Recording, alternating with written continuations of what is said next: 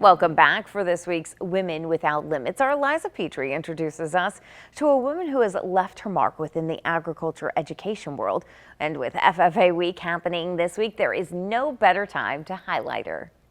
With an infectious smile and a can-do attitude, Mindy Bunselmeyer leads the Illinois FFA organization as their executive director. But before this role, she had an ag classroom of her own. I miss the classroom, actually. Teaching about agriculture and getting students excited about things that they didn't even know existed, because the agriculture industry really serves us in so many ways. She always strived to be the kind of teacher her very own ag teacher, Mr. Watson, was to her. I would not have this job or be doing what I'm doing without him.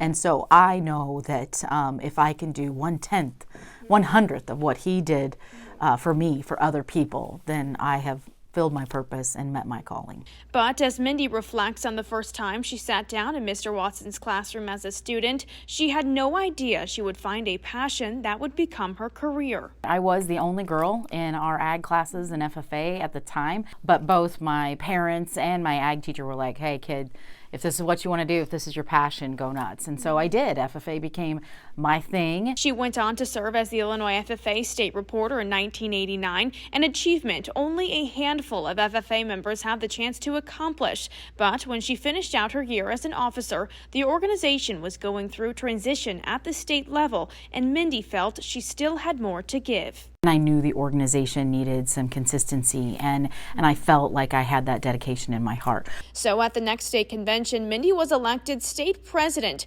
making her the first female to be elected in that position, an achievement that, while humbling, was never her goal. I didn't know that when I came off the stage, that would be the first question. How does it feel to be the first female state president? And of course my answer is like, probably like any guy that got elected state president.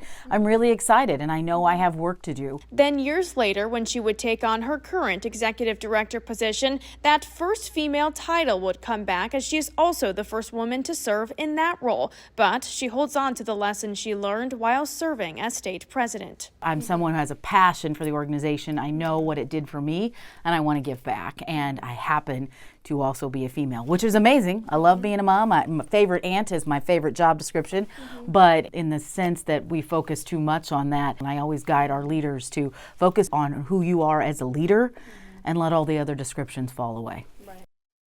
Now, if there is a woman that you would like to nominate for our next Women Without Limits segment, you can scan that QR code there on your screen or email our sister station at women@newschannel20.com. Thank you for watching. Make sure you subscribe to our YouTube channel and be sure to watch more videos from Fox, Illinois.